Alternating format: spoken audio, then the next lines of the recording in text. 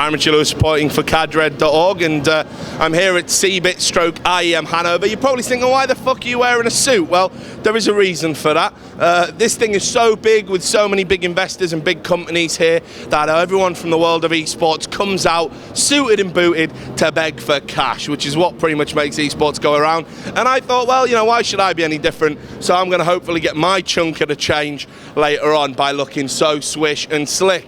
But what I also want to stress is just how big this is, because if you think this hall that you can see behind me, if you get past my ample frame, is pretty big, and we'll take you around that now. I want to stress there's 37 halls like this. That's 37. I'll take you outside just to verify how big this is. 37 halls, this size or bigger. And if you come outside, and we've got to be careful because we've already done this once. We did one take and our cameraman got knocked over by a man with a suitcase.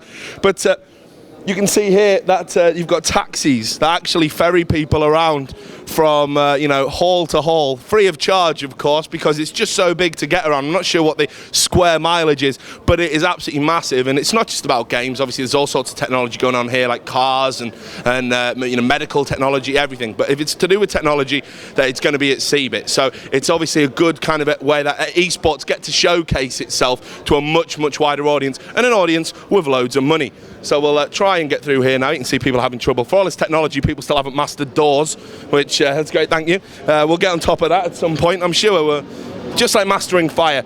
Now, the Intel Extreme Masters, obviously Intel, somewhat synonymous with it. They've invested very heavily into esports. And what they're showing off here is their latest technology, their latest processors. So things like the i5, the i7. They invite people on to this little stand, and basically you get to have a go, try it all out, see what the latest games look like. And if we just come around here on my left, I believe, we will have, yep, it's the Formula 1 racing. And if you have a look, let's have a look, see if this guy's here. Yeah, this guy's loving it at the moment. There was a massive guy. There was a guy who could barely fit into it earlier. I'm so gutted we haven't got him on camera for you. He could barely fit in the car. It was ridiculous. But anyway, so yeah, you get to have a go on being a Formula 1 driver, which, you know, is great if you're into that sort of thing. And you can try out all these other games, you know, on this enhanced technology that they've got.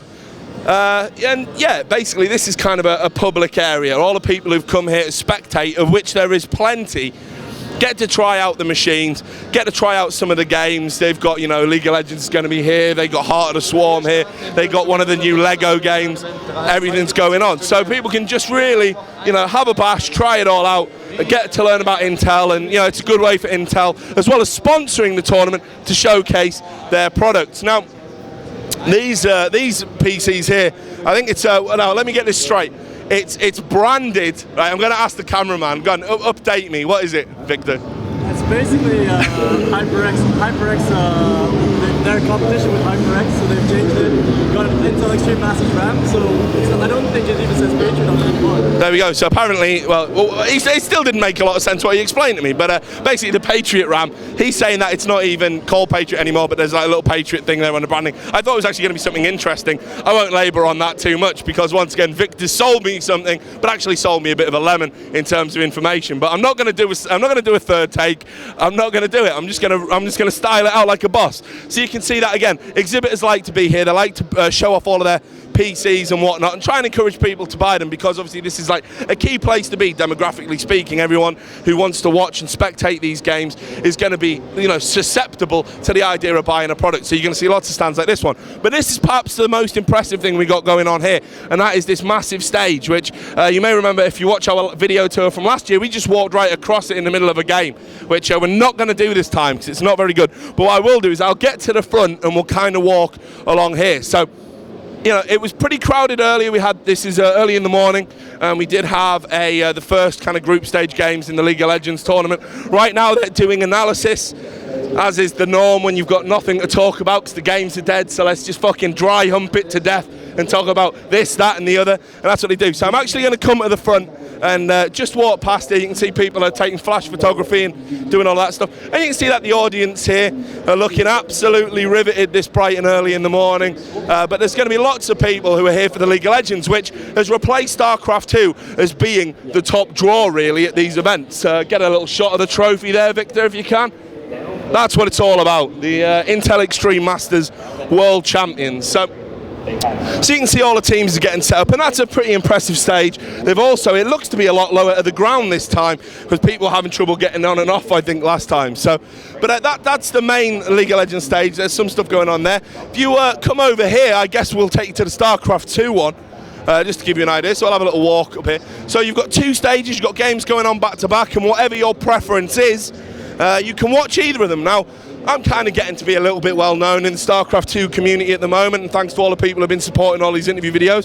Just nipped past this guy, and yeah, I thought I'd be the cameraman there. So, you know, we wanted to come here because obviously it's the Heart of the Swarm tournament. We're going to be doing a lot of coverage and seeing how Heart of the Swarm plays out. Already been some surprise results by the time you see this video, and I think it's going to be interesting to do. But what is interesting and what we're talking about is the number of people that have been watching the games. Now, when we did the last tournament here that we did last year, there was a real discrepancy. Like, League of Legends was fucking, you know, just huge compared to StarCraft 2.